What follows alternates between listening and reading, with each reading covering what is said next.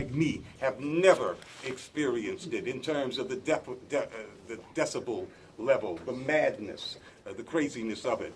And the black misleadership class is whooping it up, is hooping and hollering as loud as any of the rest of them. They're all screaming about the Russians as if that's all black folks have to talk about. And so even though Barack Obama is gone, and everybody at Black Agenda Report is so glad that Barack Obama is gone. And one of the reasons that we are so glad he's gone is because we had 8 years of a very unique experience for black folks. Here we have black people shown in so many ways to be the most pro-peace constituency in the country.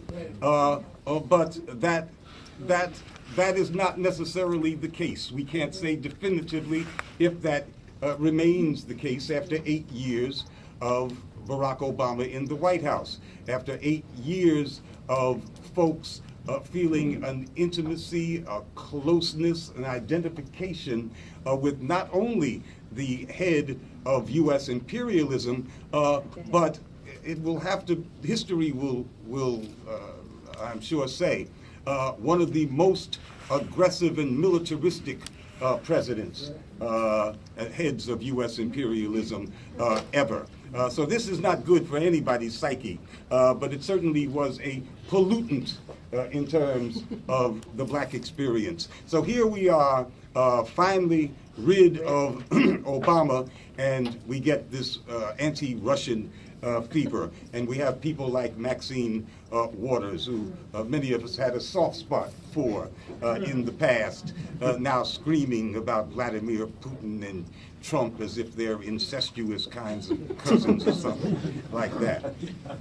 Today, black people are screaming against Russians, thinking that somehow they are doing damage to Trump, and not understanding the damage that is being done to our movement, to our fortunes, to the struggle for a just world. And that is really a disaster.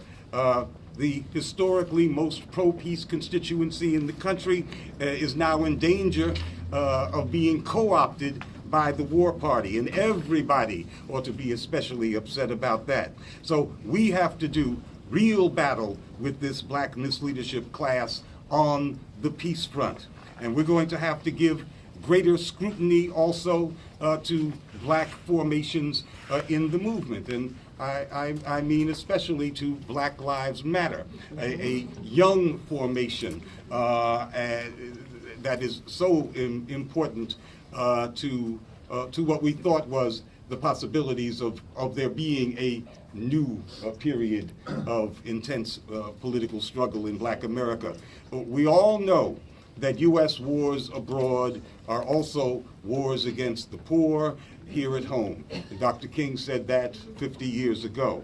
And we all know that the mechanisms of repression that are used against black people in general and against dissidents in particular have become far more effective and far more pervasive under America's endless war on terror. But I think that there is something at stake here that is just as critical, and that is the harm that is done to the spirit of solidarity with oppressed people everywhere, and solidarity with the victims of U.S. imperialism by this immersion in war fever and the participation in this war fever by some of the most prominent black Americans. If we don't have solidarity with other oppressed people, then we can expect no solidarity from others in our own struggle. And I'm talking about black folks.